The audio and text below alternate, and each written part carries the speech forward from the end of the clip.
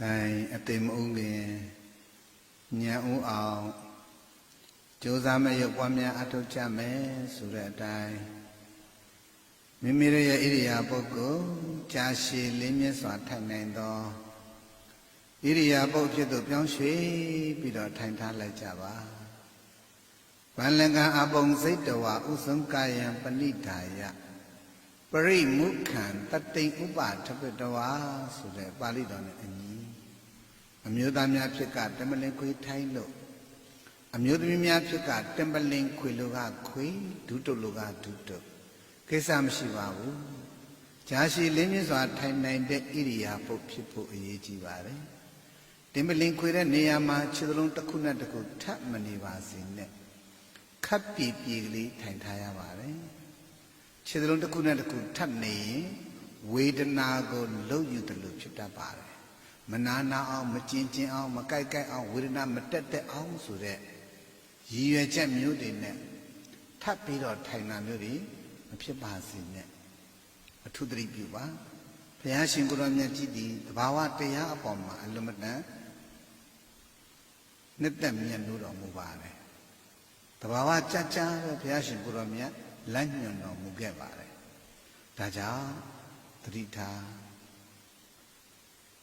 တမလင်းခွေတဲ့နေရာမှာခြေလုံးတစ်ခုနဲ့တစ်ခုထပ်မနေပါစနဲ့ခပ်ပြပြလေးထိုင်ထားရတယ်။ညာဘက်ပေါင်ရင်မှာဘယ်ဘက်ခြေပွားလေးအသာလေးကတ်ထားပြီးတော့ညာဘက်တစ်ခေါက်ကိုလေးသားလေးကွေးလိုက်ပါ။ခြေလုံးအောက်သွားမထိုးပါနဲ့ခပ်ပြပြလေးဥစုံကာယံဆိုတဲ့အတိုင်းခါကိုဖြောင်းပြောင်းကလေးထား။ခါကြီးခုံးနေမယ်ဆိုရင်ခရိုးတွေတစ်ခုနဲ့တစ်ခုထပ်ပြီးတော့မှဖိမိတယ်လို့ဖြစ်တဲ့အတွက်ဝေဒနာကိုလှုပ်ယူတယ်လို့ဖြစ်တတ်ပါတယ်။ဒါကြောင့်သတိထားခါကိုဖြောင်းပြောင်းကလေးထားဘူးကောင်းကိုလည်းပဲရှုတရှုတဲ့တယ်ကလေးထားပေး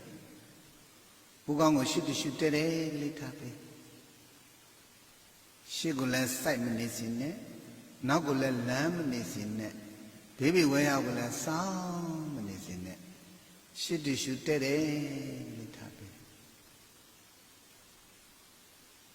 ရှစ်တရှုတဲ့တယ်လို့ထားမျက်လုံးကိုစင်ငယ်မြတ်မိတ်ထားတင်းကြပ်နေအောင်ပြမထားနဲ့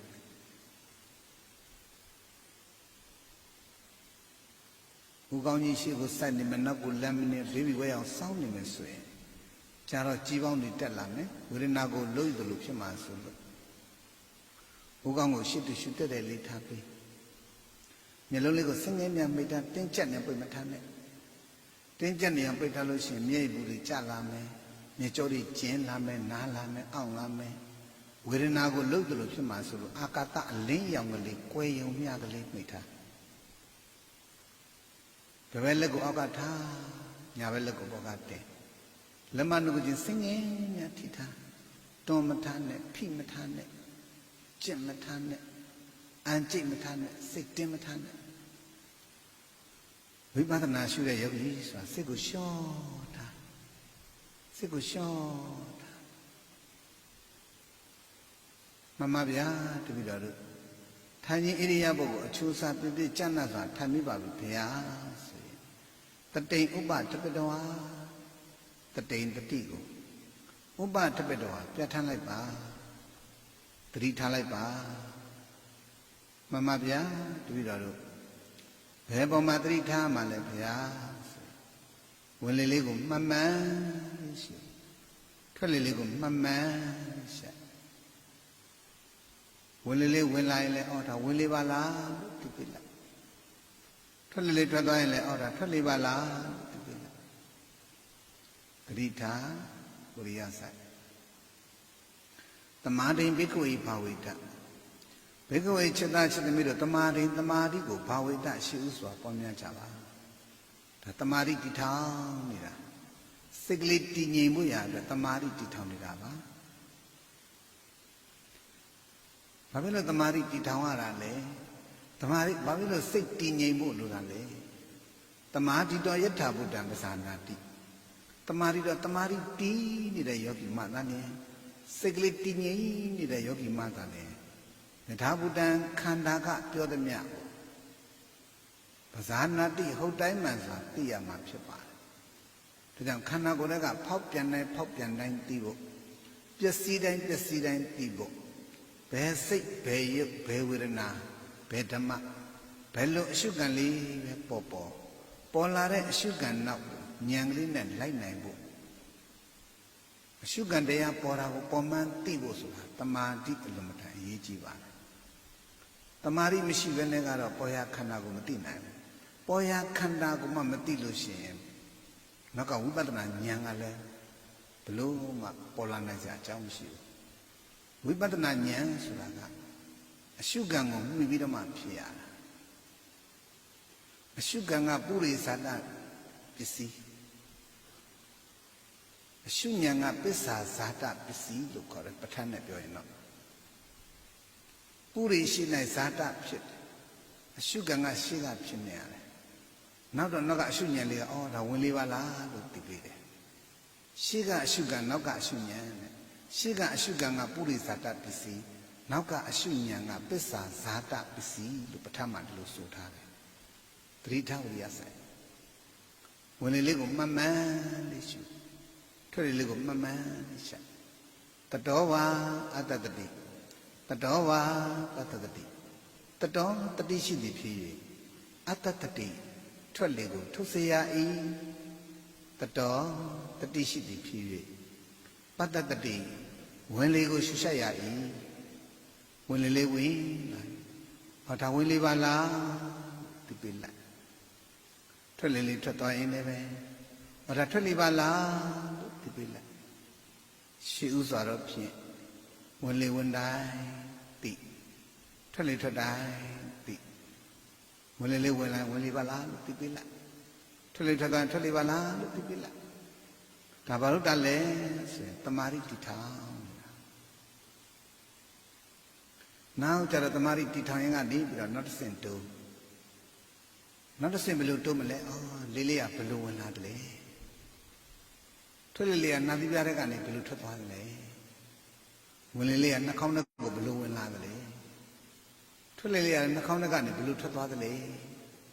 အဲ့ဒါလေးကိုအသာလေးစူးစူးဆက်ဆက်လေးနဲ့စောင့်ကြည့်လိုက်ပါကြည့်လိုက်တဲ့အခါကျတော့လေးဆိုတာကလည်းယုတ်တရားပါပဲနာသီပြားဆိုတာကလည်းယုတ်တရားပါပဲ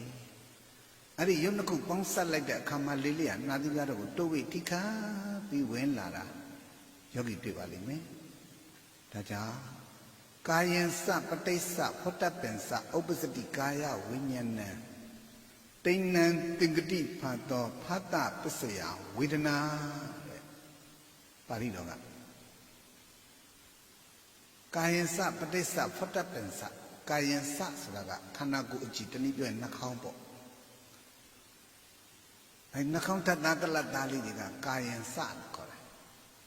ဖောတပင်္စဆိုတာကတွေ့တိစရာလေပေါ့အဲ့ဒါလေးနဲ့နာသီပြားလေးနဲ့ပေါင်းဆက်လိုက်တဲ့အခါလေးလေးကနာသီပြားတွေကိုတိုးဝိထိခါပြီးဝင်လာတာရုပ်ပြီးတွေ့လိမ့်မယ်လေးဆိုတာလည်းရုပ်တရားနာသီပြားကလည်းရုပ်တရားရုပ်နှစ်ခုပေါင်းဆက်လိုက်တဲ့အခါမှာလေးလေးကနာသီပြားတွေကိုတိုးတော့ဝင်လာတာတွေ့လိမ့်မယ်ထွက်လေးလေးထွက်သွားရင်လည်းပဲတိုးတော့ထွက်သွားတာရုပ်ပြီးတွေ့လိမ့်မယ်ဝင်လေးလေးဝင်လာရင်လည်းတိုးပြီးတော့ဝင်လာတယ်ထွက်လေးလေးထွက်သွားရင်လည်းတိုးပြီးတော့ထွက်သွားတယ်ဒါကိုပဲကျေးဇူးရှင်ဆွမ်းစတော်ဘုရားကြီးကထိမှုတိမှုထွန်းနှစ်ခုတတိကြက်ကြက်ပြုလို့ကျေးဇူးရှင်ကြီးမိတ်ကြားတော်မူသွားခဲ့ပါတယ်ဒါကြောင့်ကျေးဇူးတော်ရှင်အရဟန္တတဆူဖြစ်တော်မူသောမောဂုတ်ဆရာဘုရားကြီးကလည်းပဲ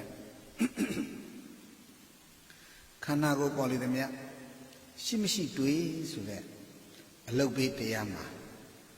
ဝင်လေလေးဝင်လာရင်တိုးပြီးတော့ဝင်လာတိုးတာတုံမှန်တိထွက်လေလေးထွက်သွားရင်လည်းပဲတိုးပြီးတော့ထွက်သွားတယ်တိုးထွက်တာတိုးထွက်မှန်တိတိုးနေတာကယုတ်ဤသဘောတိုးမှန်တိနေတာလေးကနာရသဘောတခါတိုးထွက်နေတာလေးကယုတ်ဤသဘောတိုးထွက်မှန်တိနေတာလေးကနာရသဘောတကယ်တမ်းကျတော့ငါရှူတာငါဆိုင်တာမှမဟုတ်ပဲတိုးနေတဲ့ယုံနဲ့တိုးတာတုံမှန်တိနေတဲ့နာမလား ဩပြောရတာဝင်လေလို့ပြောတာထွက်လေလို့ပြောတာအမှန်တော့ယုတ်နဲ့နံပါလားရှုတဲ့သဘောလေးကလည်းယုတ်နဲ့နံမယ်ရှိုက်တဲ့သဘောလေးကလည်းယုတ်နဲ့နံမယ်တွန်းနေတာကယုတ်ဤသဘောတွန်းမှန်တီးနေတာကနံရဲ့သဘောတို့နေတာကယုတ်ဤသဘောတွန်းမှန်တီးနေတာကနံရဲ့သဘောသတိထားဝိရိယဆိုင်ယုတ်သဘောနံသဘောမှတော့အခြားမရှိဘူးထွက်လေလေးထွက်လာရင်လည်းဒီတိုင်းပဲတိုးပြီးတော့ထွက်သွားတယ်အေးတိုးနေတာကယုတ်ဤသဘောတွန်းမှန်တီးနေတာလေးကနံရဲ့သဘောသတိထားဝိရိယဆိုင်ပညာနဲ့ကြည့်လုံးမရှိနဲ့ဗျာမများနဲ့ရှာမရှိနဲ့စန္ဒမစောနဲ့မမှန်လေးရှိမမှန်လေးရှာ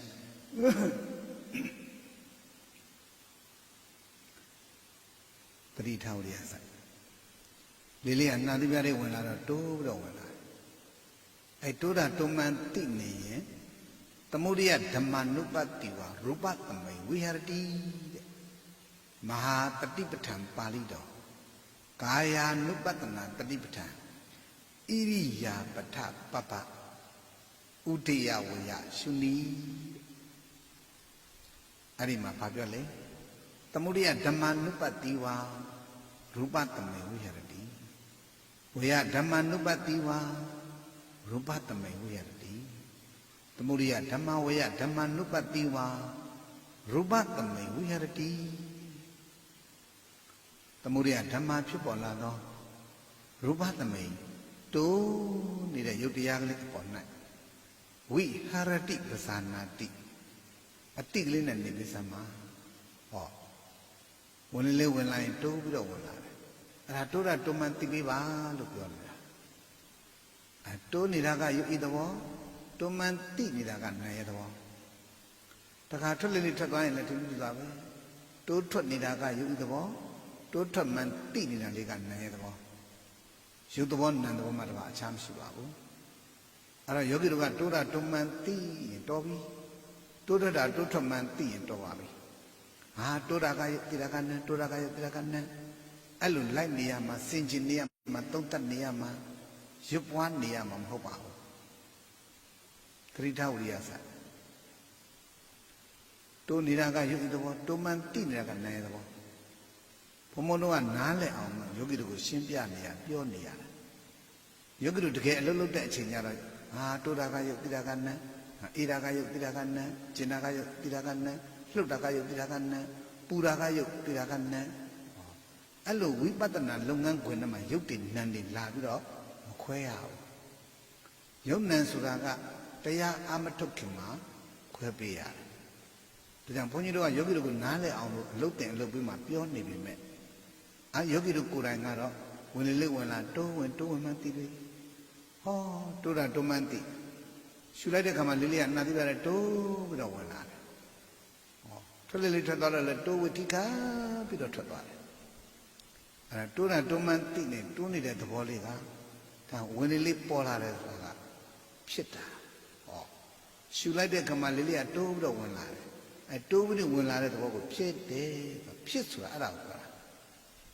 ထွက်လေလေးထွက်သွားလို့တိုးပြီးတော့ထွက်သွားတယ်အဲတိုးနေတဲ့သဘောလေးပေါ်နေတာကိုဖြစ်တယ်လို့ခေါ်တယ်ဖြစ်ဆိုတာအဲ့ဒါကိုပြောတာဟောတရားထိုင်ကစားကမကျင်ဘူးနောက်တော့ကျင်လာတယ်ကျင်တဲ့သဘောလေးပေါ်လာတယ်ဆိုတာကဖြစ်တာဟောအောင်းတဲ့သဘောလေးပေါ်လာတယ်ဆိုတာကဖြစ်တာ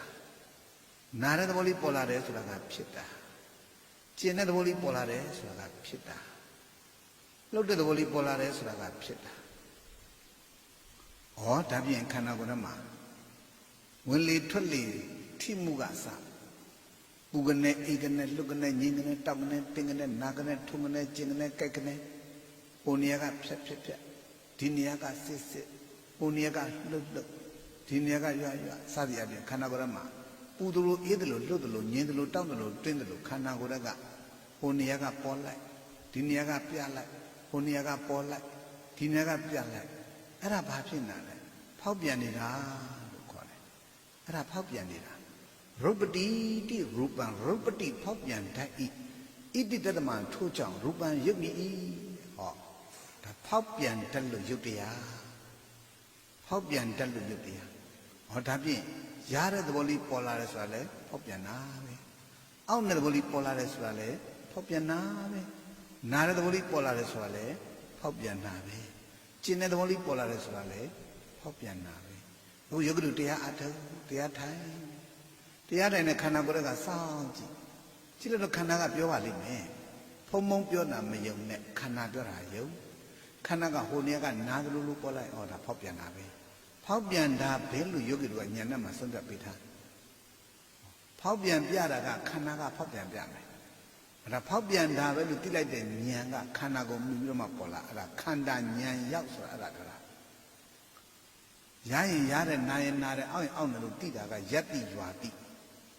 ဒါဉာဏ်တိလို့မခေါ်ဘူးတိဆိုတဲ့နေရာမှာတင်ညာတိဝိညာဉ်တိပညာတိလို့အတိ၃မျိုးရှိတယ်တင်ညာတိဆိုတာကစာပေတင်လို့စာဖတ်လို့သူများပြောတာကြားလို့သိနေတဲ့အတိကိုတင်ညာတိလို့ခေါ်ပါတယ်ဝိညာဉ်တိဆိုတာခန္ဓာကိုယ်မှာနာရင်နာတယ်လို့သိတဲ့အတိကျင်တယ်လို့သိတဲ့အတိအောက်ရင်အောက်တယ်လို့သိတဲ့အတိပူရင်ပူတယ်လို့သိတဲ့အတိခေါင်းကိုက်ရင်ခေါင်းကိုက်တယ်လို့သိတဲ့အတိဘိုက်နာရင်ဘိုက်နာတယ်လို့သိတဲ့အတိအဲ့တော့ဒါကယတ္တိရွာတိသမုဒ္ဒသစ္စာအတိနဲ့သိနေတဲ့အတိကိုတွား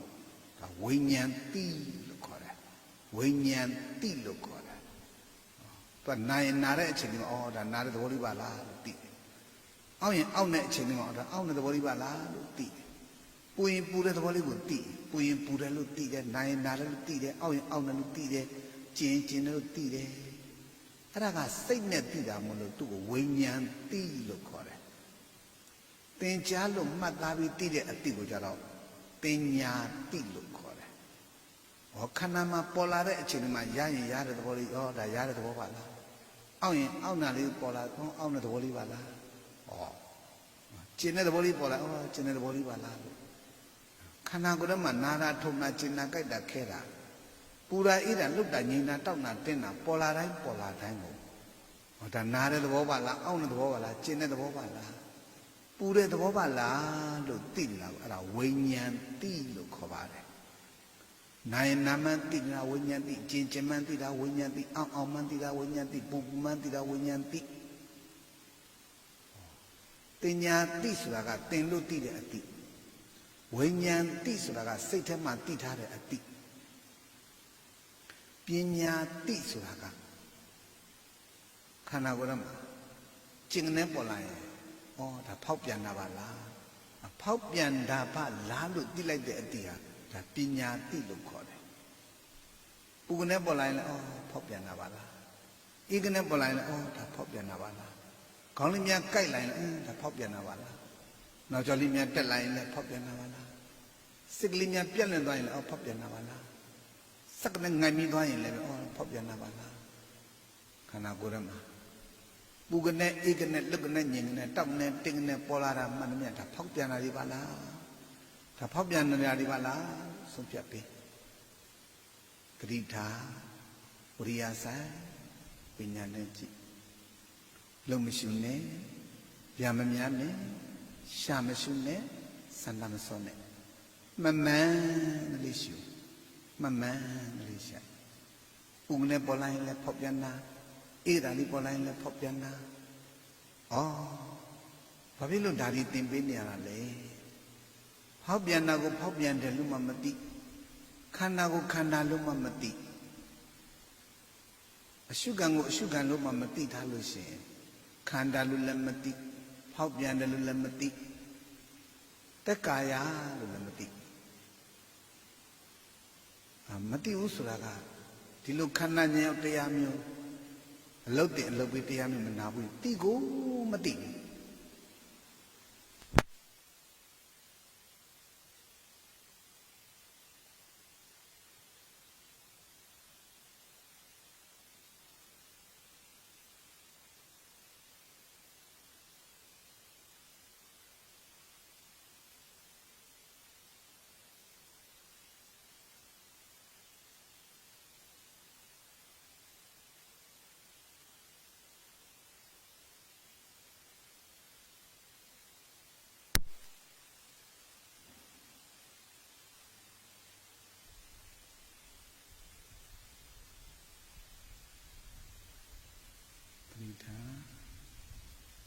ဆိုင်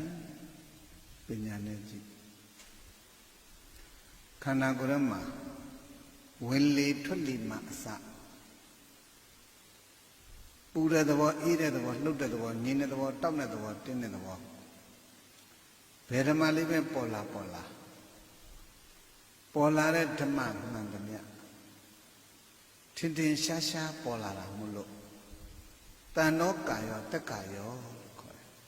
။အောက်နေတာလေးပေါ်လာရင်လည်းတက်ကာယနာနေတာလေးပေါ်လာရင်လည်းတက်ကာယကျင်နေတာလေးပေါ်လာရင်လည်းတက်ကာယရှူတဲ့သဘောလေးပေါ်လာရင်လည်းတက်ကာယရှိုက်တဲ့သဘောလေးပေါ်လာရင်လည်းတက်ကာယဟောကြားလိုက်တဲ့သဘောလေးကတက်ကာယမြင်လိုက်တဲ့သဘောလေးကတက်ကာယပြည့်လက်တဲ့စိတ်လေးကလည်းတက်ကာယငိုင်မြတဲ့စိတ်လေးကလည်းတက်ကာယဘာဖြစ်လို့တက်ကာယလို့ပြောတယ်ထင်ရှားလို့ပေါ့တန်တော်ကာယောတက်ကာယောတန်တော်ထင်ရှားသောတက်ကာယောဖောက်ပြန်လာတဲ့တရားကလေးကိုတက်ကာယောတက်ကာယလို့ခေါ်တယ်ဒါဖြင့်ယောဂီတို့ရဲ့ခန္ဓာကိုယ်ထဲမှာရှူနေတဲ့သဘောလေးကတက်ကာယရှိုင်းနေတဲ့သဘောလေးကတက်ကာယအောက်လာတဲ့သဘောလေးကတက်ကာယနားလာတဲ့သဘောလေးကတက်ကာယကျင်းလာတဲ့သဘောလေးကတက်ကာယပူလာတဲ့သဘောလေးကတက်ကာယလှုပ်သွားတဲ့သဘောလေးကတက်ကာယโอ้ခန္ဓာကိုယ်ထဲမှာပူကနေဣကနေတုတ်ကနေညင်ကနေတောက်ကနေတင်းကနေနာကနေထုံကနေကျင်ကနေကြက်ကနေခဲကနေအေးပေါ်လာတာမှန်တယ်မြတ်အာလုံးဒီတက်ကာယမြင်တဲ့သဘောလေးကလည်းတက်ကာယကြားတဲ့သဘောလေးကလည်းတက်ကာယတိတဲ့သဘောလေးကလည်းတက်ကာယဝမ်းသာတဲ့သဘောလေးကလည်းတက်ကာယဝမ်းနေတဲ့သဘောလေးကလည်းတက်ကာယဘယ်စိတ်ဘယ်ရုပ်ဘယ်ဝေဒနာဘယ်ဓမ္မဘယ်အရှုခံတရားပဲပေါ်လာခန္ဓာကိုယ်ထဲမှာပေါ်လာတာမှန်တယ်မြတ်တက်ကာယစာလုံးသုံးတော့တက်ကာယမြန်မာလူပြန်လိုက်တော့ထင်ရှားတဲ့သဘောအခုလိုအလုံးလုံးနဲ့ခန္ဓာဉာဏ်ရောက်နဲ့ပြောရင်ကြည်နေတဲ့သဘောလေးအောက်ရင်အောက်နေတဲ့သဘောလေးနာရင်နာနေတဲ့သဘောလေးရှူရင်ရှူနေတဲ့သဘောလေးရှိုက်ရင်ရှိုက်နေတဲ့သဘောလေးကိုတက်ကာယလို့ခေါ်တာပရိဒါဝိရိယဆိုင်ပညာနဲ့ကြည့်အတုတ္တဝပုထုဇနောတုတ္တဝအရိယတာဝကောတဲ့အတုတ္တဝအခုလိုခန္ဓာဉာဏ်ရောက်ဘုတုတ္တခန္ဓာဉာဏ်ရောက်အသိပညာပေးခန္ဓာဉာဏ်ရောက်တရားမျိုးကိုမနာကြမိတော့ပါဘူးနားလည်းမလဲတော့ပါဘူးသိလည်းမသိထားတော့ပါဘူးဆိုရင်တော့တက်ကာယမှလည်းမသိခန္ဓာလို့လည်းမသိဖောက်ပြန်တာတွေပါလားလို့လည်းမသိမသိတာကအဝိဇ္ဇာပေါ့မသိတာကအဝိဇ္ဇာဒါကြောင့်ခန္ဓာအဝိဇ္ဇာဖတ်သောစတင်ညာတကောအာယောနိတောဒုံမိတ်တောပရတောကောတောဒိဋ္ဌိဌာနာနိအထတာခန္ဓာကြောင့်လည်းဒိဋ္ဌိဖြစ်တယ်ခန္ဓာကိုခန္ဓာမှန်မသိလို့ဝေဒနာကိုဝေဒနာမှန်မသိလို့စိတ်ကိုစိတ်မှန်မသိလို့ရုပ်ကိုရုပ်မှန်မသိလို့ဓမ္မကိုဓမ္မမှန်မသိလို့တက်ကာယဒိဋ္ဌိဖြစ်တာတက်ကာယေဒိဋ္ဌိတက်ကာယဒိဋ္ဌိတက်ကာယကိုမှီပြီးဖြစ်တဲ့ဒိဋ္ဌိမို့တက်ကာယဒိဋ္ဌိလို့ခေါ်တာဥမာရှူတဲ့သဘောလေးကတက်ကာယအဲ့ဒါကိုယောဂီတို့ကငါရှူတာဟာငါပဲငါကရှူနေတာပဲရှူတဲ့သဘောကိုငါလို့တွားယူလိုက်ရင်ငါလို့ယူလိုက်တဲ့အယူလေးကဒိဋ္ဌိရှူနေတဲ့သဘောလေးကတက်ကာယအရှူနေတာကိုငါရှူတယ်လို့ငါလို့ယူလိုက်တာကဒိဋ္ဌိပေါင်းလိုက်တော့တက်ကာယဒိဋ္ဌိတက်ကာယေဒိဋ္ဌိတက်ကာယဒိဋ္ဌိတက်ကာယကိုမှီပြီးဆွဲပြီးဖြစ်တဲ့ဒိဋ္ဌိမို့တက်ကာယဒိဋ္ဌိလို့ခေါ်တာပရိဒါဝိရိယဆိုင်ပညာနဲ့ကြည့်ရှူနေတဲ့သဘောလေးကတက်ကာယငါရှူတယ်လို့ယူလိုက်တာကဒိဋ္ဌိပေါင်းလိုက်တော့တက်ကာယဒိဋ္ဌိရှိုင်းနေတဲ့သဘောလေးကတက်ကာယငါကိုယ်တိုင်ရှိုက်ခဲ့ပါလေငါနှာခေါင်းနဲ့ကိုရှိုက်ခဲ့တာပါဆိုတော့မှရှူတဲ့သဘောလေးကိုငါလို့ယူလိုက်တာကဒိဋ္ဌိ ပေါင်းလိုက်တော့သက်ကာယဒိဋ္ဌိကြားတဲ့သဘောလေးကသက်ကာယငါကြားတယ်လို့ယူလိုက်တာကဒိဋ္ဌိပေါင်းလိုက်တော့သက်ကာယဒိဋ္ဌိသက်ကာယဒိဋ္ဌိဖြစ်ပုံကိုပြောပြနေတာပါခန္ဓာကိုယ်မှာကျင်တဲ့သဘောလေးပေါ်လာတာကသက်ကာယငါကျင်တယ်လို့ယူလိုက်တာကဒိဋ္ဌိပေါင်းလိုက်တော့သက်ကာယဒိဋ္ဌိလှုပ်ကနေပေါ်သွားတာကသက်ကာယလှုပ်တယ်လို့ငါလှုပ်တာငါပဲငါကလှုပ်နေတာပဲလို့လှုပ်တာကိုငါဥစ္စာယူလိုက်တာကဒိဋ္ဌိပေါင်းလိုက်တော့သက်ကာယဒိဋ္ဌိသတိထားဝိရိယဆိုင်ခန္ဓာကိုယ်မှာအောက်ကနေပေါ်လာတာကသက်ကာယငါအောက်နေလို့ယူလိုက်တာကဒိဋ္ဌိပေါင်းလိုက်တော့သက်ကာယဒိဋ္ဌိသတိထားဝိရိယဆိုင်ပညာနဲ့ကြည့်သက်ကာယဒိဋ္ဌိဖြစ်ပုံကိုတိတိကျကျပြောပြနေပါတယ်ဟောအခုသက်ကာယဒိဋ္ဌိဖြုတ်ပုံကိုထပ်ပြောမယ်သက်ကာယဒိဋ္ဌိဖြုတ်ပုံကတော့ခန္ဓာပေါ်ဉာဏ်ရောက်လိုက်သက်ကာယဒိဋ္ဌိတုတ်တော့တာပေါ့ဟာဘယ်လိုဉာဏ်ရောက်မလဲဗျာရှုတဲ့သဘောလေးပေါ်လာဒါရှုတဲ့သဘောလေးပါလားဒါရုပ်ရဲ့သဘောလေးပါလားလို့သိနေရင်သက်ကာယဒိဋ္ဌိစင်တာပေါ့မကျင်တဲ့သဘောလေးပေါ်လာကျင်တာလေးကိုကြည့်တော့ဒါဖောက်ပြန်တာပါလားဖောက်ပြန်တာပါလားလို့သိလိုက်တာကဉာဏ်ဖောက်ပြန်တာပါလားလို့သိလိုက်တာကဉာဏ်ဖောက်ပြန်တဲ့သဘောလေးကခန္ဓာမှာပေါ်တယ်ရားတဲ့သဘောအောင့်တဲ့သဘောနားတဲ့သဘောကခန္ဓာမှာပေါ်တယ်ရားတာနာတာထုံတာကျင်တာကြိုက်တာခဲတာဟာဘယ်ကြောင်းဘယ်ရိပ်တာဘယ်တိုင်ဘယ်ကြမ်းကင်းမှပေါ်တာမဟုတ်ဘူးသက်ကာယလေးကခန္ဓာမှာပဲပေါ်တာမရားလာတယ်ရားတဲ့သဘောလေးပေါ်လာဒါသက်ကာယပဲကျင်တဲ့သဘောလေးပေါ်လာရင်လည်းပဲသက်ကာယပဲထင်ရှားတာဟုတ်ကိုသက်ကာယတတိဖြုတ်ချင်တဲ့အခါကျတော့ကျင်တဲ့သဘောလေးပေါ်လာရင်ဒါဖောက်ပြန်တာပါလားနာတဲ့သဘောလေးပေါ်လာရင်ဒါဖောက်ပြန်တာပါလားခေါင်းကိုက်တဲ့သဘောလေးပေါ်လာရင်လည်းဖောက်ပြန်တာပါလားနောက်ကျောတဲ့သဘောလေးပေါ်လာရင်လည်းဖောက်ပြန်တာပါလားပူတဲ့သဘောလေးပေါ်လာရင်လည်းဖောက်ပြန်တာပါလားအေးတဲ့သဘောလေးပေါ်လာရင်လည်းဖောက်ပြန်တာပါလားခန္ဓာကိုယ်မှာဟိုနေရာကလွတ်ကနေ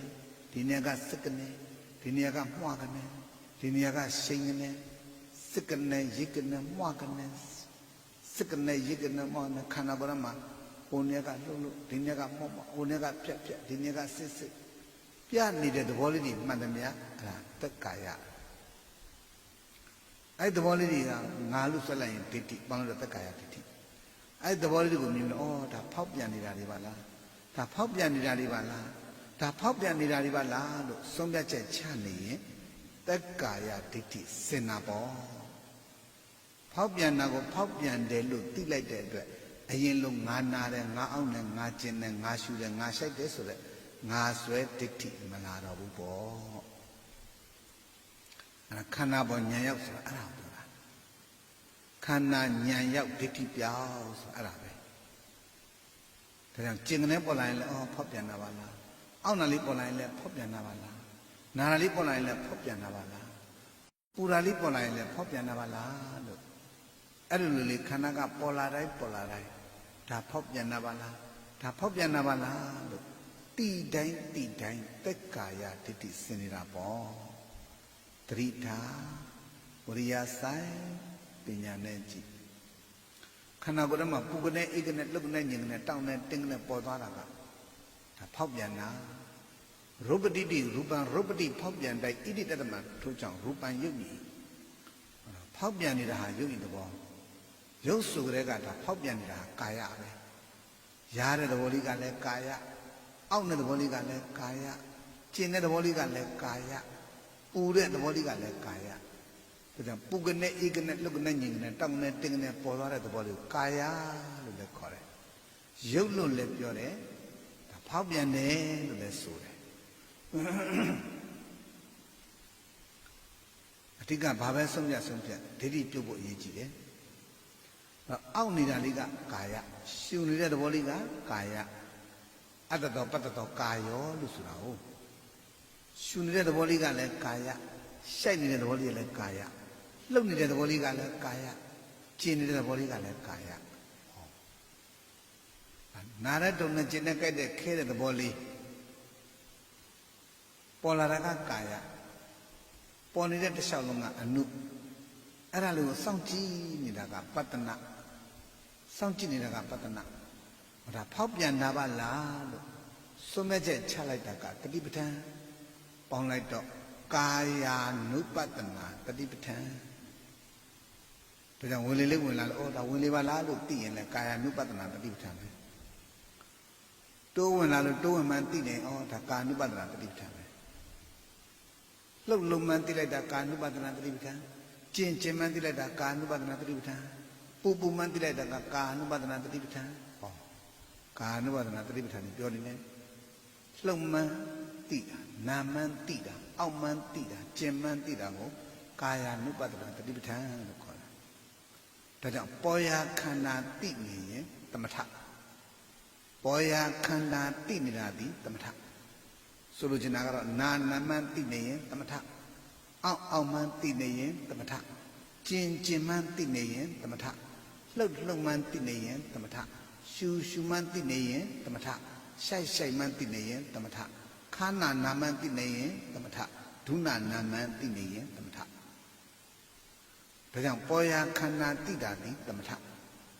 ဝိပဿနာရှုတဲ့ယောဂီတော်တော်များများအသေးစိတ်ရှင်းပြမယ်ဆရာကောင်းတမန်ကောင်းနဲ့ယောဂီတို့ဖုံတော့မတွေ့တော့ပါဘူးဆိုရင်ဝိပဿနာစစ်ဖြစ်ဖို့ဆိုတာအလွန်မတန်ခဲရင်ပါတယ်ဆရာကောင်းတမန်ကောင်းနဲ့တွေ့မှသာလျှင်သမထနဲ့ဝိပဿနာကွက်ပြနားလေရတာပါနှမလို့ရင်အုပ်ရောကြောက်ရောနဲ့ကိုလုတ်တဲ့လို့သမထမှမသိဝိပဿနာမှမသိထိုင်နေရတယ်ဘယ်လိုမြင်ရင်သမထဘယ်လိုမြင်မှဝိပဿနာဘာမှကွက်ပြနားမလဲတော့သတိထားဝိရိယစိုက်ပညာနဲ့ကြည့်လှုပ်တလောက်ကလေးတော့ခီးပေါက်စေခြင်းတယ်လှုပ်တလောက်ကလေးထိတိမိဖြစ်စေခြင်းတယ်သတိထားဝိရိယစိုက်ပေါ်ရာခန္ဓာကိုသိနေတာကတတိပဋ္ဌာန်တတိဥဆောင်တတိပြဋ္ဌာန်နဲ့သိကြမလို့တတိပဋ္ဌာန်လို့ခေါ်တယ်တခါပေါ်ရာခန္ဓာကိုသိနေတဲ့အတွက်ကြောင့်မလို့သမထဒါကြောင့်သမုဒိယဓမ္မနုပတ္တိဝရူပတ္တမဝိဟရတိသမုဒိယဓမ္မဖြစ်ပေါ်လာတော့ရူပတ္တမနဲ့ဖောက်ပြန်နေတဲ့သဘောတရားလေးအပေါ်၌ဝိဟရတိပဇာနာတိဩဒါဖောက်ပြန်နေတာဒီပါလားဩဒါဖောက်ပြန်နေတာဒီပါလားဩဒါဖောက်ပြန်နေတာပါလားလို့သိနေရင်ဒါသမထဒါကြောင့်ပေါ်ရာခန္ဓာသိတာဒီသမထအဲ့တော့ဖောက်ပြန်တာကိုဖောက်ပြန်တယ်လို့သိလိုက်တဲ့အတွက်ဘာကျေးဇူးများလဲသက်ကာယဒိဋ္ဌိစင်တာပေါ့ဖောက်ပြန်တာကိုဖောက်ပြန်တယ်လို့သိလိုက်တဲ့အတွက်ကြောင့်ငါနာတယ်ငါအောက်တယ်ငါကျင်တယ်ငါကြိုက်တယ်ငါခဲတယ်ငါမြင်တယ်ငါကြားတယ်ငါနမ်းတယ်ငါစားတယ်ဆိုတဲ့ငါဆွဲဒိဋ္ဌိစင်ကြယ်တာပေါ့ဒါခန္ဓာပေါ်ဉာဏ်ရောက်လို့ဒါကြောင့်ကျင်ကနေပေါ်လာရင်လည်းအော်ဖောက်ပြန်တာပါလားအောက်ကနေပေါ်လာရင်လည်းအော်ဖောက်ပြန်တာပါလားနာရလေးပေါ်လာရင်လည်းအော်ဖောက်ပြန်တာပါလားပူရာလေးပေါ်လာရင်လည်းအော်ဖောက်ပြန်တာပါလားဒါဖောက်ပြန်တာပါလားလို့သိနေရင်သမထဖောက်ပြန်တာပါလားလို့သိနေရင်သမ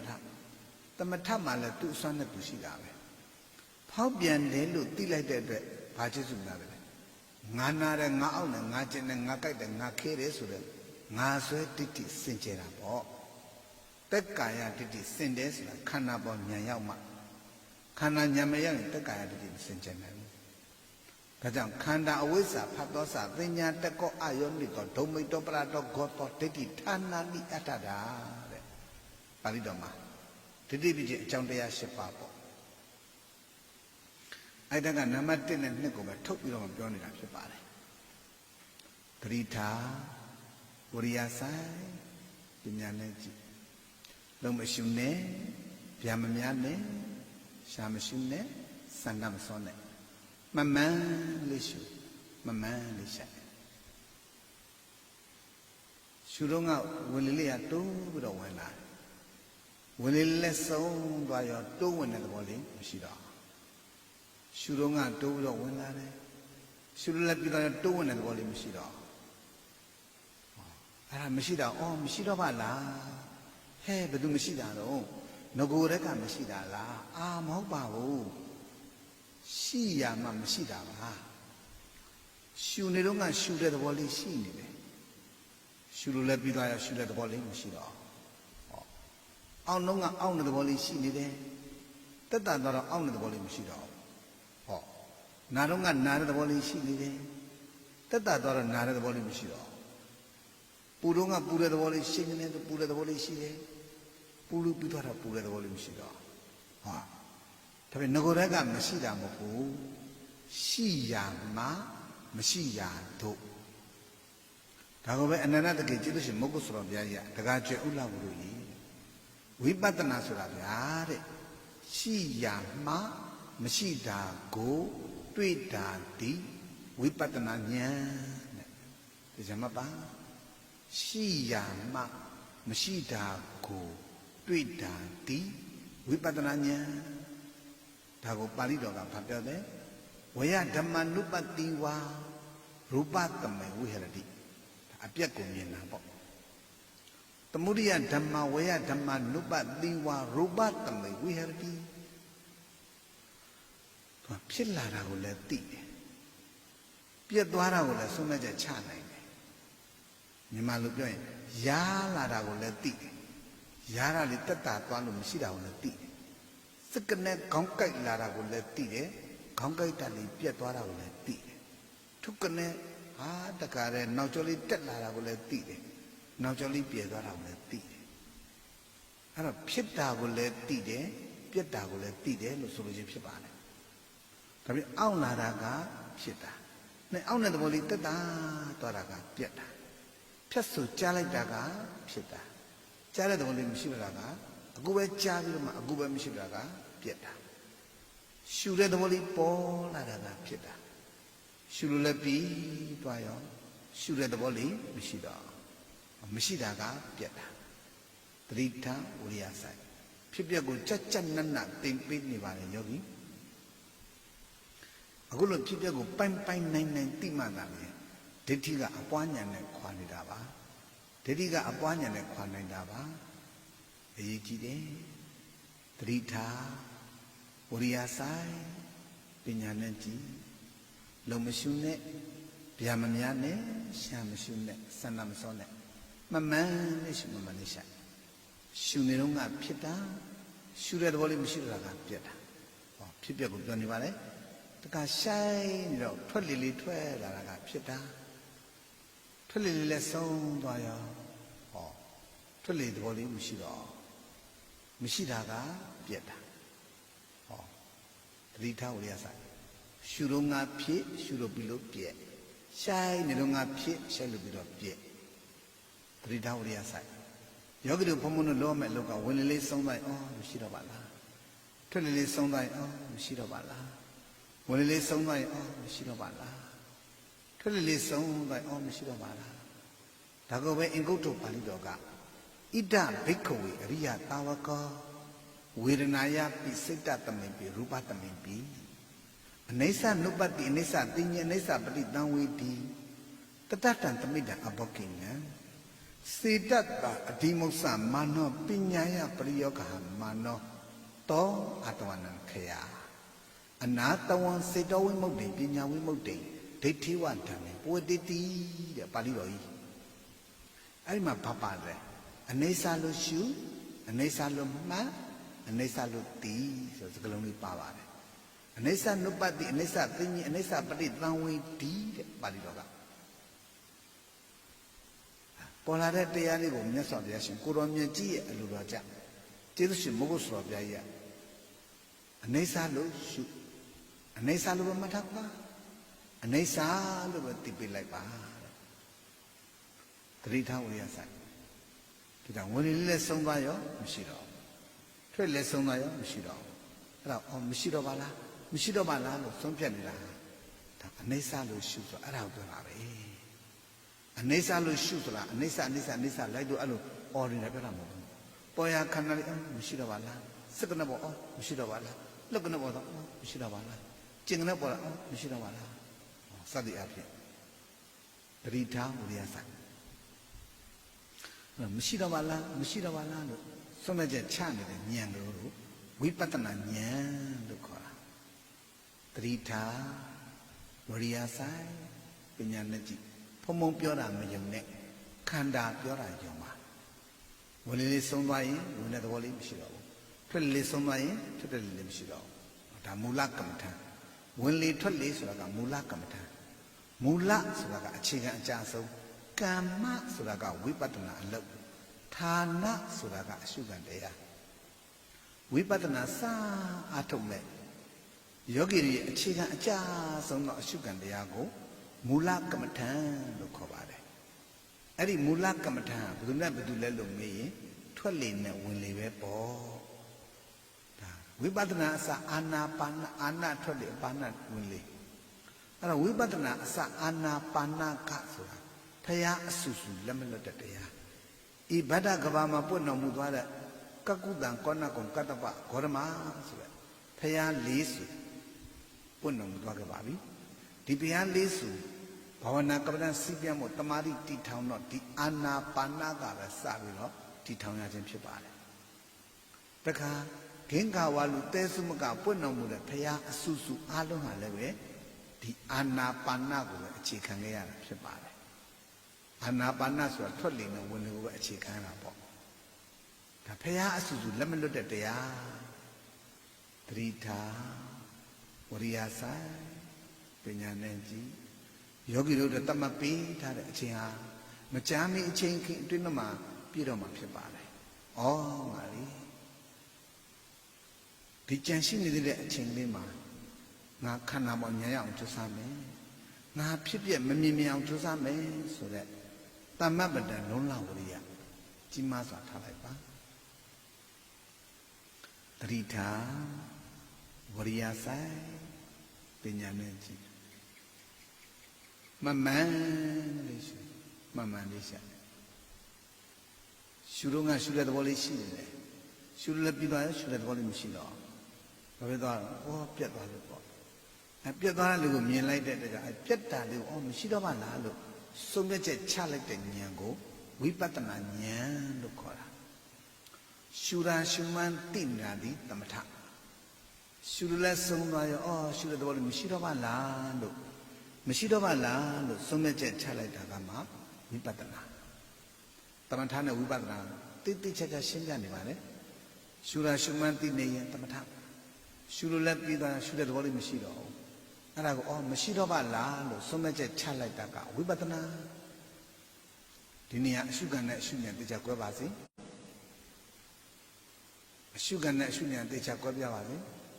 ရှုတော့ငါဖြစ်တယ်ရှုလို့ပြီးတော့ပြတ်တယ်ဖြစ်ပျက်ကအရှုခံဗျဖြစ်ပျက်ကအရှုခံနောက်ကနေမရှိတော့ပါလားဝင်လေဆုံးလိုက်မရှိတော့ပါလားထွက်လေဆုံးလိုက်မရှိတော့ပါလားဝင်လေဆုံးလိုက်မရှိတော့ပါလားထွက်လေဆုံးလိုက်မရှိတော့ပါလားလို့အဲ့လိုဆုံးမချက်ချနေတဲ့ဉာဏ်ကလေးကအဲ့ဒါအရှုဉာဏ်ပေါ့အရှုခံကဖြစ်ပျက်ရှုတဲ့ဉာဏ်ကမဲ့ဆိုတာဒါကိုပြောတာပရိထာဝရိယဆိုင်ပညာနဲ့ကြည့်မမှန်လေးရှုမမှန်လေးဆိုင်ရှုရာရှုမှန်သိနေတော့ယုံနာမဲ့လို့ပမနနဲ့သိတဲ့ကတက်ကာတည်းစင်းနေရှုလည်းပြီးသွားရရှုတဲ့သဘောလေးမရှိတော့အဲ့ဒါမရှိတော့ပါလားဘာဖြစ်လို့မရှိတာလဲပြတ်သွားလို့မရှိတာပေါ့ပြတ်သွားတာလေးမရှိတာလို့မြင်လိုက်တော့ခိုင်နေမြဲတယ်ဆိုပြီးအစအတဲ့တတ္တဒိဋ္ဌိစင်တာပေါ့ရှုရာရှုမှန်းတိတော့ငါတက်ကာတည်းစင်းနေရှုတဲ့သဘောလေးပြတ်သွားတာကိုမြင်လိုက်တော့တတ္တဒိဋ္ဌိစင်းနေပြက်ပြီးပြီးရောလားမဟုတ်ဘူးလေယောဂီထွက်လေကလေးအစားထိုးတာပေါ့ဝင်လေလေးချုပ်ပြီးတော့ထွက်လေလေးအစားထိုးတယ်ဟောဒါအစားထိုးတဲ့သဘောလေးပါလားလို့ထွက်လေလေးအစားထိုးထွက်မှန်သိရင်ပြတ်တယ်လို့ယူဆအပ်တော့ဥစ္စေဒဒိဋ္ဌိစင်တာပေါ့ဒါကြောင့်အဖြစ်ကိုမြင်ရင်ဥစ္စေဒဒိဋ္ဌိစင်တယ်အပြက်ကိုမြင်ရင်တတ္တရဒိဋ္ဌိစင်တယ်အဖြစ်ကိုသိရင်ဥစ္စေဒဒိဋ္ဌိစင်တယ်အပြက်ကိုသိရင်တတ္တရဒိဋ္ဌိစင်တယ်ဒီဖြစ်တာနဲ့ပြက်တာတကယ်ခန္ဓာသဘောလေးပါလားခန္ဓာရဲ့သဘောလေးပါလားလို့သိရင်တက္ကာယဒိဋ္ဌိစင်တယ်အဲ့တော့ကိုယ်တိုင်မြင်ကိုယ်တိုင်တွေ့ကိုယ်တိုင်ဆုံးဖြတ်ချက်ချနေတာမလို့တိဏ္ဏဝစီကိစ္စတန်တရားကင်းတာပေါ့ဗျာတန်တရားလေးကင်းနေတာကိုတော့ဝစီကိစ္စသိတယ်လို့ဒီလိုခေါ်တာဗျ သတိထားဝရိယဆိုင်ပညာတတ်ကြည့်မူလကမ္မထံဖြစ်တဲ့ဝင်လေထွက်လေကဖြစ်ပြက်ရှုတဲ့ဉာဏ်ကမဲ့ဖြစ်ပြက်ကဒုက္ခသစ္စာအဲ့ဒါလေးမရှိတော့ပါလားမရှိတော့ပါလားမရှိတော့ပါလားဝင်လေလေးစုံတိုင်းထွက်လေလေးစုံတိုင်းမရှိတော့ပါလားမရှိတော့ပါလားလို့စုံမဲ့ချက်ချနေတဲ့ဉာဏ်ကမက္ခသစ္စာအဲ့လိုစုံမဲ့ချက်ချနေတဲ့အတွက်ကြောင့်မလို့တည်နေတဲ့ဒိဋ္ဌိသုံးမျိုးနဲ့ဝစီကိစ္စကသမုဒိယသစ္စာတည်နေတာပေါ့ဒီအချိန်မှာတကယ်ဖြစ်ပြနေမနဲ့ကိုင်းနေတဲ့အချိန်မှာလောဘလည်းမပေါ်နိုင်ဘူးမနှောအိမ်မှာဒေါသလည်းပေါ်လာမနိုင်ဘူးမနှောအိမ်မှာမောဟလည်းမပေါ်ခဲ့တော့ဘူးမာနဒိဋ္ဌိအိတ်တာမစ္စရိယဘယ်ကိလေသာမှဝင်းနဲ့မှမပေါ်တော့ဘူးအဲ့ချိန်ဝင်းနဲ့မှဖြစ်ပြမြင်တဲ့ဉာဏ်ကလေးမရှိတော့ပါလားမရှိတော့ပါလားမရှိတော့ပါလားရှင်းဉာဏ်ချုပ်နောက်ဉာဏ်အစားထိုးရှင်းဉာဏ်ချုပ်နောက်ဉာဏ်အစားထိုးရှင်းဉာဏ်ချုပ်နောက်ဉာဏ်အစားထိုးရှေ့ကဉာဏ်လေးကမရှိတော့ပါလားလို့သုတ်ပြက်ပြီးတာနဲ့ချုပ်သွားတယ်နောက်တစ်ခါဆုံးဖြတ်ချက်ချတဲ့ဉာဏ်ကလေးအစားထိုးတယ်သူလည်းဆုံးဖြတ်ပြီးတာနဲ့ချုပ်သွားတယ်နောက်တစ်ခါဆုံးဖြတ်ချက်မဲ့ဉာဏ်ကလေးအစားထိုးတယ်ဒါကြောင့်မလို့အရှုခံကလည်းဖြစ်ပြီးပြတ်တယ်လို့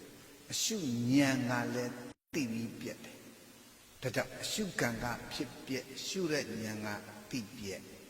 အရှုခံကဖြစ်ပြက်သိတဲ့ဉာဏ်ကသိပြက်ဒါအရှုခံကလည်းဖြစ်ပြက်အရှုဉာဏ်ကလည်းသိပြက်တပ္ပေသင်္ခါရအနိစ္စတပ္ပေအလုံးစုံသောသင်္ခါရသင်္ခါရတရားမှန်တယ်များလို့သိအခုယောဂီတို့ဝင်လေထွက်လေကလည်းသင်္ခါရတရားပဲယောဂီတို့ခန္ဓာကိုယ်ဖောက်ပြန်တာမှန်တယ်များလည်းသင်္ခါရတရားပဲခံစားတာမှန်တယ်များသင်္ခါရတရားဒီခန္ဓာမှာပေါ်လေတဲ့မြပုဂ္ဂနဲ့ဣဒနဲ့လှုပ်ကနေညင်ကနေတောင်းနေတင်းကနေကျင်ကနေကြိုက်ကနေခဲကနေဟိုနေရာကဘူးလိုလိုဒီနေရာကအေးလိုလိုဟိုနေရာကညောင်းလိုလိုဒီနေရာကလှုပ်လိုလိုအဲ့ဒါဒီပေါ်လာတာမှန်တယ်များအားလုံးဟာဒါပေါ်လာတာမှန်တယ်များအားလုံးတကယ်ကိုထင်ထင်ရှားရှားနဲ့ပေါ်လာတာဒါဖောက်ပြန်တဲ့သဘောလေးကြီးပဲသတိထားဥရိယဆိုင်ဟိုနေရာကပုတ္တလို့ဒီနေရာဣဒလို့ဟိုနေရာကလှုပ်လို့ပေါ်လာတာမှန်တယ်များအားလုံးဟာသင်္ခါရတရားတွေကြီးပဲသူများပြည့်ပေါ်လာတော့ကြောင့်သင်္ခါရတရားဒါကြောင့်အောက်နေတာလေးကသင်္ခါရနာနေတာလေးကသင်္ခါရကျင်နေတာလေးကသင်္ခါရလှုပ်နေတာလေးကသင်္ခါရမြင်နေတာသင်္ခါရကြားနေတာသင်္ခါရဝမ်းသာနေတာသင်္ခါရဝမ်းနဲ့နေတာသင်္ခါရဘယ်ဓမ္မလေးပဲပေါ်လာတာမှန်တယ်များသင်္ခါရသင်္ခါရတရားပြောနေပါပြီအောက်နေတာလေးကလည်းသင်္ခါရယားနေတာသင်္ခါရကျင်လာတာသင်္ခါရဘာလို့သင်္ခါရလို့ပြောလဲသူများပြုပြီးပေါ်လာတော့ကြောင့်သင်္ခါရသူများပြုပြီးပေါ်လာတော့ကြောင့်သင်္ခါရသင်္ခါရီတတ္တတာနတ္တိတဲ့သင်္ခါရီသင်္ခါရတရား၌တတ္တတာခိုင်းတယ်မြဲတယ်ဆိုတာနတ္တိမရှိဘူးတဲ့မြတ်စွာဘုရားဟုတ်မဟုတ်စောင့်ကြည့်ဘုန်းကြီးပြောတာမယုံနဲ့ခန္ဓာပြောတာယုံရှုနေတဲ့သဘောလေးကသင်္ခါရရှုလို့လဲသုံးသွားရောသင်္ခါရသဘောလေးရလေမရှိတော့ဘာလို့မရှိတာလဲပြတ်သွားလို့မရှိတာပေါ့ပြတ်သွားတာကအနိစ္စဒါကြောင့်တပ္ပေသင်္ခါရအနိစ္စကြည့်စမ်းရှုနေတဲ့သဘောလေးကသင်္ခါရရှုလို့လဲသုံးသွားရှုတဲ့သဘောလေးမရှိတော့မရှိတာကအနိစ္စရှိုင်းနေတဲ့သဘောလေးကသင်္ခါရရှိုင်းလို့လဲသုံးသွားရှိုင်းတဲ့သဘောလေးမရှိတော့တာကအနိစ္စလှုပ်ကနေပေါ်လာကသင်္ခါရလှုပ်တဲ့သဘောလေးအခုပေါ်ပြီးအခုမရှိတာကအနိစ္စကြည်စမ်းခန္ဓာကိုယ်ရမှာကျင်းနေတဲ့သဘောလေးကသင်္ခါရကျင်းတဲ့သဘောလေးမရှိတော့တာကပြတ်သွားတာပျောက်သွားတာကအနိစ္စသင်္ခါရတစ်ချက်အနိစ္စတစ်ချက်သင်္ခါရတစ်ချက်အနိစ္စတစ်ချက်ယောဂီတို့ဘုံဘုံတို့ရဲ့ခန္ဓာကိုယ်ရမှာဒီသင်္ခါရနဲ့အနိစ္စကလွဲပြီးဘာမှမရှိဘူး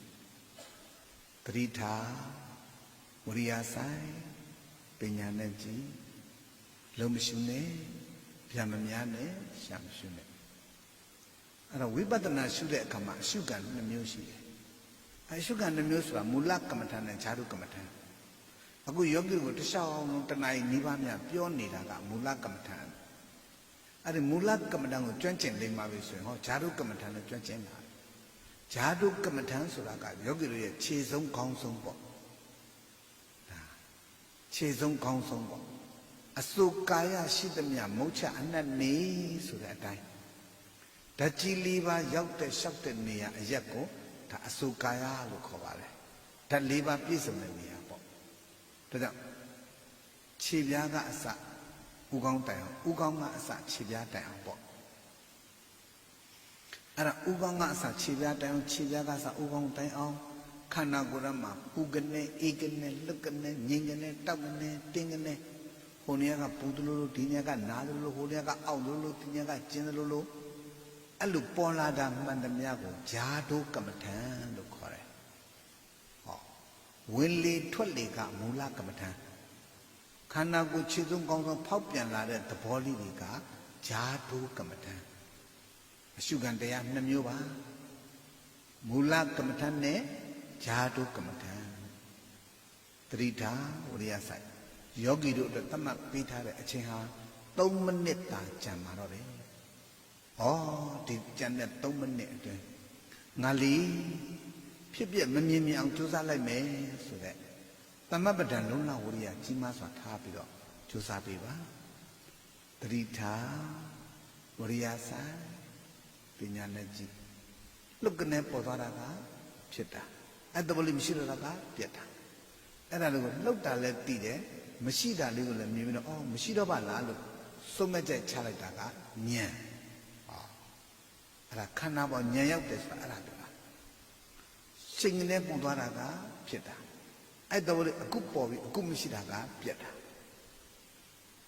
တတိထားအဲ့ဒါတော့နောက်ကနေစိတ်နဲ့အော်မရှိတော့ပါလားလှုပ်ကနေပေါ်တော့အော်မရှိတော့ပါလားပူကနေပေါ်တော့အော်မရှိတော့ပါလားအဲ့တော့ပေါ်ရခတ်တာကိုမရှိတော့ပါလားမရှိတော့ပါလားမရှိတော့ပါလားလို့စွန့်မဲ့ချက်ချပရိထာဝရိယဆိုင်အဲ့ဒါဇာတုကမ္မထံကိုရှုပွားနည်းလို့ခေါ်တယ်ဘယ်ကမှထင်ထင်ရှားရှားမပြဘူးဗျာဆိုမူလကမ္မထံကိုပြန်ထိုင်မူလကမ္မထံဆိုတာဝင်လေမရှိတော့ပါလားထွက်လေမရှိတော့ပါလားဒါမူလကမ္မထံအဲ့လိုမူလကမ္မထံရှုနေကနေဇာတုကမ္မထံထင်ထင်ရှားရှားပေါ်လာရင်ပေါ်လာတဲ့ဘက်ကိုလှည့်ရှုပေါ်လာတဲ့ဘက်ကိုလှည့်ရှုဘယ်နေရာမှာပေါ်လိမ့်မယ်လက်မောင်းမှာပေါ်မယ်ဒူးကောင်းမှာပေါ်မယ်ကြောမှာပေါ်မယ်သေချာပေါက်ပြောလို့မရဘူးသူဖောက်ပြန်ခြင်းတဲ့နေရာမှာဖောက်ပြန်တာသူဖောက်ပြန်ခြင်းတဲ့အချိန်ဖောက်ပြန်တာသူတော်သူဆောင်တာလေအတ္တနောတဘာဝံဓာရီတိတိဓမ္မောတဲ့သူတော်သူဆောင်လို့ဓမ္မလို့ခေါ်တာကိုယ်သဘောမဟုတ်ဘူးကိုကဘာမှလုပ်ကြတယ်ကိုအသာလေးစောင့်ကြည့်တာကြည့်လို့ခန္ဓာကဟိုနေရာကပေါ်လာတဲ့ဒီနေရာကအောင့်လာတဲ့ဒီနေရာကကျင်းလာတယ်အဲ့ဒါဓမ္မရဲ့သဘောတွေပဲအတ္တနောတဘာဝံဓာရီတိတိဓမ္မောတဲ့မြန်မာလိုပြန်သူသဘောသူဆောင်လို့ဓမ္မမအောင့်လာတယ်ဆိုတာသူသဘောသူဆောင်ပြီးပေါ်လာတာမဟုတ်လို့ဓမ္မကျင်းနေတယ်ဆိုတာလေဓမ္မလှုပ်သွားတယ်ဆိုတာလေဓမ္မခေါင်းကိုက်လာတာလေးကလည်းဓမ္မဗိုက်နာလာတာလေးကလည်းဓမ္မရှူနေတာကလည်းဓမ္မဆိုင်နေတာကလည်းဓမ္မတတိထာဝရိယဆိုင်ပညာနဲ့ကြည့်ဓမ္မကိုဓမ္မမှန်သိအောင်ကြိုးစားနေတာကိုဝိပဿနာလို့ခေါ်တာပဲတတိထာဝရိယဆိုင်မှန်မှန်လေးရှုမှန်မှန်လေးရှာမူလကမ္မဋ္ဌာန်းနာသီပြထိတိယနာဓမ္မဖြစ်ပြက်ရှိတယ်လို့ဇာတုကမ္မဋ္ဌာန်းကလည်းဖြစ်ပြီးပြက်တာပဲမာမှုကြားတယ်ကြားလိုက်တယ်လေကကြားလိုက်ပြောသွားလိုက်ကြားလိုက်ပြောသွားလိုက်ကြားတော့ငါဖြစ်တာအကြားတဲ့သဘောမရှိတာကပြက်တာလုတ်ကနေပေါ်တာကဖြစ်တာလုတ်တဲ့သဘောမရှိတာကပြက်တာဩဒါဖြင့်မူလကမ္မဋ္ဌာန်းကိုပဲကြည့်ကြည့်ဇာတုကမ္မဋ္ဌာန်းပေါ်လာတယ်ကြည့်ကြည့်နောက်တမာရီနဲ့ပြင်တကယ်အကောင်းလိုက်ခန္ဓာကိုယ်မှာဟိုနေရာကစက်ကနေဒီနေရာကရစ်ကနေဟိုနေရာကမွားကနေဒီနေရာဖြတ်ကနေစက်ကနေရစ်ကနေမွားကနေဖြတ်ကနေစက်ကနေရစ်ကနေမွားကနေဖြတ်ကနေအဲ့ဒီသဘောလေးပေါ်နေတာကြည့်ဒါသူ့သဘောလေးပါလားဘာဒါနှိမ့်ဆက်နေကြနေပါလား ဒါဖောက်ပြန်ပြည့်စည်နေတာဒီပါလားဒါခန္ဓာရဲ့သဘောလေးပါလားလို့အဲ့လိုနောက်ကညံလေးကပိုင်နိုင်ကိုဆုံးမချက်ချဒါကြောင့်ရိပ်ရိပ်မောမှဖြစ်ပြဆက်ဆက်နဲ့ဖြစ်ပြီးပြက်နေတာလေးကဒုက္ခသစ္စာဒါသူ့သဘောလေးပါလားခန္ဓာသဘောလေးပါလားဒါနှိမ့်ဆက်နေရတယ်ပါလားဒါဖောက်ပြန်ပြည့်စည်နေတာဒီပါလားလို့ဆုံးမချက်ချပေးနေတဲ့ညံကမေခသစ္စာအဲ့လိုဆုံးမချက်ချနေတဲ့အတွက်ဒိဋ္ဌိ၃မျိုးနဲ့ဝစီကိစ္စဟာရောပြီးတော့သိနေတယ်ဖြစ်ပြမဲ့ကြိုက်နေတဲ့အချိန်မှာဝမ်းနဲ့မှာဒိဋ္ဌိနဲ့ဝစီကိစ္စကင်းနေတယ်ဝေးနေတယ်အနာကိုကတ်လို့မရဘူးအဲ့လိုဒိဋ္ဌိနဲ့ဝစီကိစ္စကင်းဝေးနေတာကိုသမုဒိယသစ္စာသိတယ်လို့ခေါ်တယ်သမုဒိယသစ္စာသိတာအဲ့လိုသမုဒိယသစ္စာကင်းနေတဲ့သဘောလေးကိုသမုဒိယနိရောဓနိဗ္ဗာန်တဲ့သမုဒိယသစ္စာဆိုတာဒိဋ္ဌိဝစီကိစ္စအစရှိသောကိလေသာမှတည်ငါအဖြစ်စင်ကြယ်နေတာကိုတည်ငါနိဗ္ဗာန်လို့ခေါ်တယ်အမြဲတမ်းအပြီးတိုင်စင်ကြယ်သွားရင်အမြဲတမ်းနိဗ္ဗာန်ပေါ့တစားစွန့်မှလည်းဘဝနှောင်းဆက်တိုင်းကောင်း၏အဝေးဆုံးသောခရီးရဲ့အစဟာပထမခြေလမ်းဆိုလိုပဲပရိထဝရိယဆိုင်အစကောင်းမှအနှောင်းတည်ကြတယ်တဲ့အခုလိုတိတိကျကျနားလဲပြီးတော့မှအလွတ်လောက်ရတာအလွတ်မတမ်းမှကျေးဇူးများဒါကြောင့်မလို့ခန္ဓာကဖြက်နဲ့ဆက်နဲ့ရိပ်မောနဲ့ဖြည်းပြက်နေတာလေးကဒုက္ခသစ္စာသူ့သဘောလေးပါလားသူ့သဘောလေးပါလားလို့ဆုံးမချက်ချနေတဲ့ဉာဏ်ကလေးကမေခသစ္စာအဲ့လိုဆုံးမချက်ချနေတဲ့အတွက်ဒိဋ္ဌိနဲ့ဝစီကိစ္စတွေသိနေတာကသမုဒိယသစ္စာသိနေတာအဲ့တော့သမုဒိယလေးတွေကင်းနေတာကတော့နိရောဓသစ္စာပေါ့ပရိထာဝရိယဆိုင်ပညာနဲ့ကြည့်ဖြစ်ပြလည်းမြင်တယ်ဒိဋ္ဌိလည်းပြုတ်တယ်သစ္စာလည်းတန်တယ်ဖြစ်ပြလည်းမြင်တယ်ဒိဋ္ဌိလည်းပြုတ်တယ်သစ္စာလည်းတန်တယ်အဲ့လိုအထိသုံးပါးညီညွတ်နေတဲ့ရှုနည်းကိုတော့ဣမိနာပဏဉာဏိနသမ္မနာကတောဝိပတ္တကောဗုဒ္ဓသာသနေလတ္တသာသလတ္တပရိတ္တနိယတဂတိကောသုလသောတာပန္နောနာမဟောတိတဲ့ဒါသုလသောတာပန်တို့ရဲ့ရှုနည်းမြန်မာလိုပြန်သေချာပေါက်သောတာပန်တိမဲ့ပုဂ္ဂိုလ်ရဲ့ရှုနည်းလို့မှတ်ရမယ်တတိထာဝရိယဆိုင်ပညာနဲ့ကြည့်တတိထာဝရိယဆိုင်ပညာနဲ့ကြည့်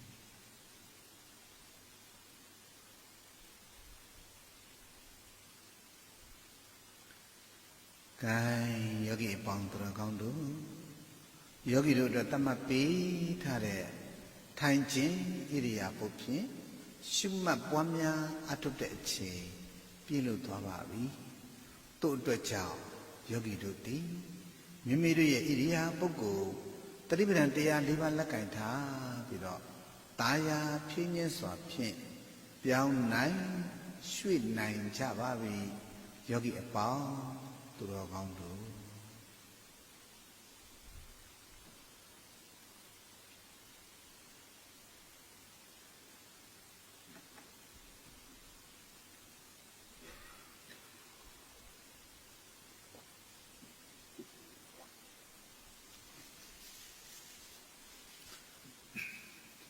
ကဲ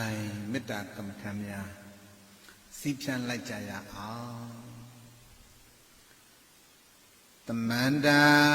သက္ကဝါလေတုအာတရာကိသံတုဒေဝတာတတ္တမံမုနိရာသတာသုဏံတုတက္ကမောက္ကတံဓမ္မတဝနာကာလောအယံပဒန္တာဓမ္မတဝနာကာလောအယံပဒန္တာဓမ္မတဝနာကာလောအယံပဒန္တာနမောတတဗုဒ္ဓဝါတောအရဟတောသမ္မာသမ္ဗုဒ္ဓတ္တနမောတတဗုဒ္ဓဝါတောအရဟတောသမ္မာသမ္ဗုဒ္ဓတ္တနမောတတဗုဒ္ဓဝါတောအရဟတောသမ္မာသမ္ဗုဒ္ဓတ္တယတံတဘာဝတောယခနေဝါဓတန္တိပိတနံယေညိစေဝနုယံသံတော်ရတိန်ဒီဝမတန္တိတော ဒုက္ခံသူပတိသုတ်သောသဗ္ဗပံကိဉ္စီနပတ္တိဧဝမာတိကုဏုပေတံပရိတံတံပနာမဟေကရဏီယမတ္တကုသလေနာယတသနာပတံပိတမေသာဘေကောသုဇာသောသုဇာသောဝေသောသသမုတုနာတိမာနိတန္တောတကောသသူပရောသအပ္ပကိသောသတလဟုကဝုတ္တိတန္တတရိယောသနိပကောသအပ္ပကဘောကုလေတဝနနုဂိတောနသဂௌတမသရေကိစီယေနဝညုပရေဥပဝတေယောဒုက္ခိနောဝါခိမိနောဟောတုတဗ္ဗတတ္တဘောတုဒုက္ခိတတ္တယေကေစီပါဏာဗုဒ္ဓသေတသဝဒါဝရဝနဝသေတာဒီဃဝါယေဝမဟန္တာမေဇိမာရတကအနုကတုလာဒိဋ္ဌဝါယေဝအဒိဋ္ဌယေဝတုရေဝတံတိအဝိတုရေဘုဒ္ဓဝသမဝေတိဝသဗ္ဗတတ္တဘောတုဒုက္ခိတတ္တနာပရောပရဏိကုဗေဒနာတိမညေတကတစိနကိဉ္စီဗျာရောတနံပရိကာတညပညာမညတဒုက္ခမိတ်စေယမာတာယတနိယံဗုဒ္ဓမာယုတဧကဗုဒ္ဓမနုရခေဧဝံပေတဗ္ဗဗုဒ္ဓေတုမာနတံဘာဝယေအပရိမာဏံမေတ္တေသာသဗ္ဗလောကသမိန်မာနတံဘာဝယေအပရိမာဏံဩဒတောဇာတိရိယံသာအတံပါတံအဝိရမတ္တပတ္တံတိဋ္ဌံစရဏိသိဏောဝတယနောယဝတတ္တဝိတမိတောဧတံတတေအတေတေယဓမ္မမေတ္တံဝိဟာရမိတ္တမဟုတေတ္တံသာအနုပကမ္မသီလဝါတတ္တိနာသမနောကာမေတုဝနိယကေတနာဣဇာဒုက္ခပတေယပုဏ္ဏရေတိဣတိပိသောဘဂဝါအရဟံသမ္တံဗုဒ္ဓောဝိဇ္ဇာစရဏတံပနောဒုက္ခတောလောကဝိတုအနုတ္တရောပုရိသဓမ္မတာရတိတထာဒေဝမနုဿနံဗုဒ္ဓောဘဂဝါသွားခါတောဘဂဝတဓမ္မောတန္တိတိကောအဂါလိကောအိပတိကောဩပနေယိကောပိသတံဝရိတဘောဝိညုဟိသောပရိပန္နောဘဂဝတောသာဝကတံကောဥဇောပฏิပန္နောဘဂဝတောသာဝကတံကောညာယပฏิပန္နောဘဂဝတောသာဝကတံကောသာမေစိပฏิပန္နောဘဂဝတောသာဝကတံကောယတိတံသတ္တာရိပုရိသယုဂနိအထာပုရိသပုဂ္ဂလာဧတဘဂဝတောသာဝကတံကောအာဟုနေယောပါဟုနေယောတခိနေယောအစ္စလိကရဏီယောအနုတ္တရံပုညကတံလောကတာဧဝံဗုဒ္ဓံတရတနဓမ္မတံငင်းစဘိခဝောဘယဝါသမိတတဝါလောမဟံတောနဟိတတိယံတနိမိတ်တံဝါမင်္ဂလင်္စာယောသမနာဘောတကုဏတတတောပါဘကောဒုတုပိနံအာဂန္တံဗုဒ္ဓံနုဘာဝိနာဝိနာတမင်တုယံတနိမိတ်တံဝါမင်္ဂလင်္စာယောသမနာဘောတကုဏတတတောပါဘကောဒုတုပိနံအာဂန္တံဓမ္မာနုဘဝေနာဝိနာသမင်တုယန္တနိမိတ်တံဝါမင်္ဂလင်္စာယောသမနာဘောတကုဏတတတောပါဘကောဒုတုပိနံအာဂန္တံသံဃာနုဘဝေနာဝိနာသမင်တုဘဝဒုတဗ္ဗမင်္ဂလာရကံဒုတဗ္ဗဒေဝတာသဗ္ဗဗုဒ္ဓ ानु ဘဝေနတရာတုကေဘုဒ္ဓတေဘဝတုသဗ္ဗမင်္ဂလာရခန္တုသဗ္ဗဒေဝတာ သဗ္ဗဓမ္မာနုဘဝေနသရာတုကေဘွန်တုတေဘဝတုသဗ္ဗမင်္ဂလရခန္တုသဗ္ဗဒေဝတာသဗ္ဗသံဃာနုဘဝေနသရာတုကေဘွန်တုတေယာနိတာဗုဒ္ဓနိသမကတာနိဘောမာနိဝယနိဝအန္တလိခေတထာဂတံဒေဝမနုဿပုစိတံဗုဒ္ဓံနမတ္တမသဝတိဟောတုယာနိတာဗုဒ္ဓနိသမကတာနိဘောမာနိဝယနိဝအန္တလိခေတထာဂတံဒေဝမနုဿပုစိတံဓမ္မံနမတ္တမသဝတိဟောတုယာနိတာဗုဒ္ဓနိသမကတာနိဘောမာနိဝယနိဝအန္တလိခေတထာဂတံဒေဝမနုဿပုစိတံသံဃံနမတ္တမသဝတိဟောတု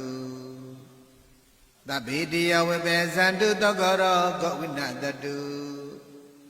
မာတိဘဝံတန္တရာယသုခိတိကာယုကောဘဝ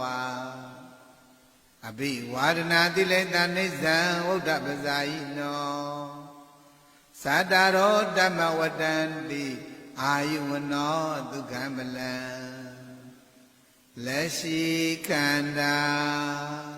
မတွေ့တာနှင့်နောင်လာဘဝမတောင်းတာပဲကြောင်းကြဆွဲဖြင့်အမြဲမပြတ်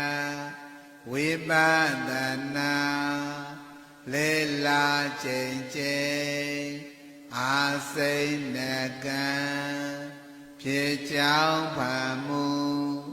ထိုတိသူကဂတိမြဲဤမိဆွဲလောင်မှရေကိုတတော်မရဖြစ်အင်ပုံနိုင်ရှင်၍မကင်တန်တေဒီမြဲနေအောင်မသေးခင်ကပြင်စင်တောက်လျှောက်မေမပြောင်းနေချွေပေါက်ရစီသေကံနီဝဲအပြီမောက်ချမကင်ရလေကိစ္စမလျောအကြောင်းပေါ်၍မတော်တဆမမေရအောင်ဘဝအစွန်ဓမ္မလွန်တွင်ထူးချွန်အံ့လောနတ်ပြေရောက်၍မဖောက်မပြန်သောတာပန်စေဧကံပြည့်သည်မလဲဝိပဿနာအကျိုးသည်ဣမာယဓမ္မာနုဓမ္မပฏิပါတိယဗုဒ္ဓံ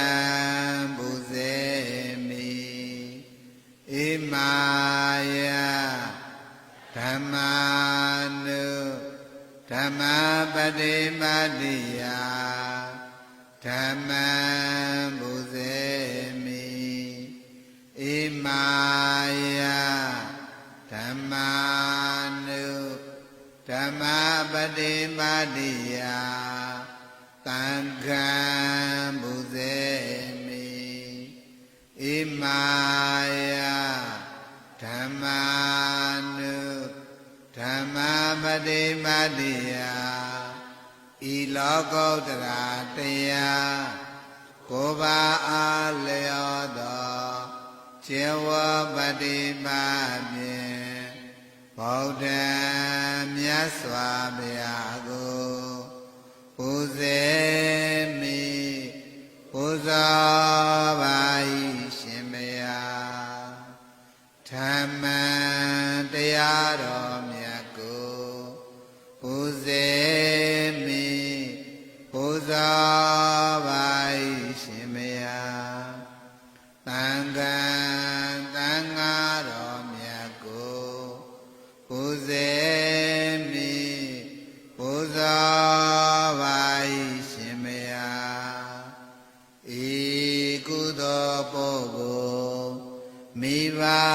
ဆရာ